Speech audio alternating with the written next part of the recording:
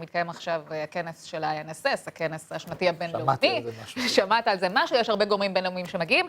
אחד מהם הוא הפרופסור דיויד אלברייט, שהוא מומחה גרעין, ואנחנו רוצים לשאול אותו גם קצת על הסכם הגרעין, וגם מה השתנה מאז שבנימין נתניהו חשף מנאומו באו"ם בספטמבר האחרון, שיש אתר סודי באיראן. Hello, good morning, David Albright. Good morning, how are you? Founder of Institute for Science and International Security.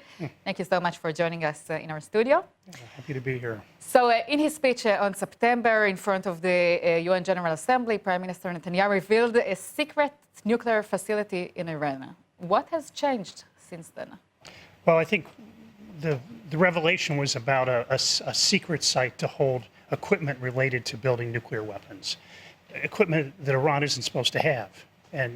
And so what's changed is that there's much more scrutiny of Iran's past and also its intentions. If its intentions are strictly peaceful, why would it have this kind of equipment? And also a very large nuclear weapons archive that was also a portion of which was seized by Israel earlier in early 2018.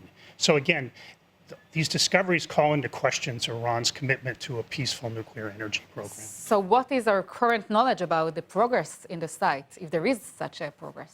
Well, I think there's been a year to go through the documents. I think it's very clear that Iran's past nuclear weapons program was much bigger than people thought. It was really aimed in the early 2000s to build 5 nuclear weapons and perhaps be prepared to conduct an underground nuclear test, but to be ready to do that.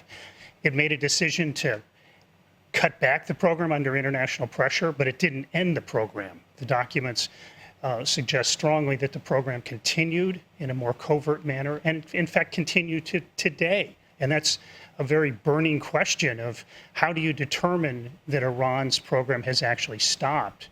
And it's going to require a great deal of work by the International Atomic Energy Agency. When you hear the Iranian leaders talk about the nuclear, do you think they are lying? They certainly are lying. I mean, and what was interesting in the documents is this lie about their past nuclear weapons program was sculpted at the highest levels of the government. President Rouhani was the national security advisor. He was involved in the decision both to build nuclear weapons and to then hide and cover up what they'd done. We don't know from, at least at my institute, was he involved in the effort or decisions to, in a sense, make the program more covert to try to survive the additional international scrutiny. And we don't know what his role is today in trying to preserve a nuclear weapons option that could very well roll out over the next several years if more isn't done to constrain Iran's nuclear program. However, few of the leaders of the world are still buying those lies. No, that's right. And I think it's a very complicated diplomatic situation now. The United States withdrew its participation from this nuclear deal. It wanted to reimpose sanctions. The Europeans are clinging to the deal. But I think in negotiations prior to the United States withdrawal, the E3, Britain, France, and Germany, agreed with the United States that this deal needed to be fixed. And so the Europeans need to realize that process of fixing the deal needs to be accelerated. Do you believe in a future negotiation between U.S.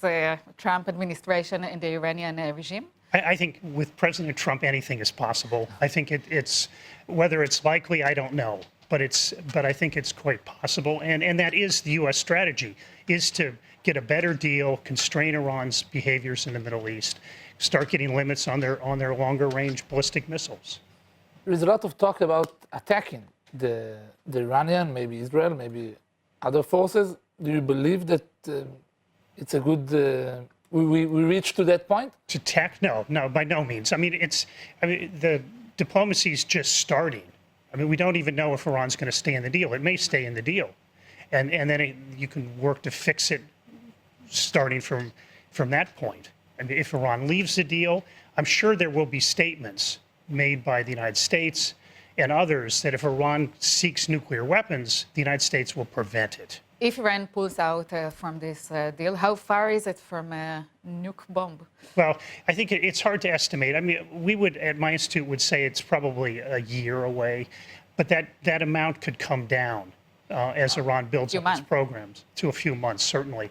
And in fact, one of the things that you have to face in the archive information is that they're more able to build what we would call a missile-delivered nuclear weapon than we thought before seeing the information in the archives. Mr. Albright, what do we know about the internal conflicts in Iran over this nuclear issue?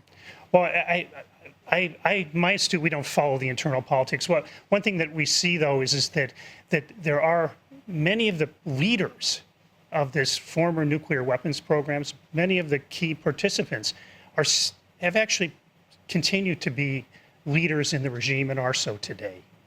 I mentioned President Rouhani. The current National Security Advisor was Minister of Defense when in meetings to decide to build nuclear weapons. The head of the Air Force Revolutionary Guard Force was a key player in building a secret nuclear site that was not known at all prior to the archives. Do you still believe that we can stop the nuclear program of Iran? Yes, yeah, I think, and the archives also shows that Iran is susceptible to international pressure, but you have to be firm. It tends to be negative. It's going to have to be based on sanctions and the threat of military force. I mean, that's the kind of language that works with Iran. Incentives don't seem to work. This nuclear deal. Sanctions, not the European diplomacy. That's right. Okay, Mr. David Albright, thank you so much for coming to our studio. Okay, thank you.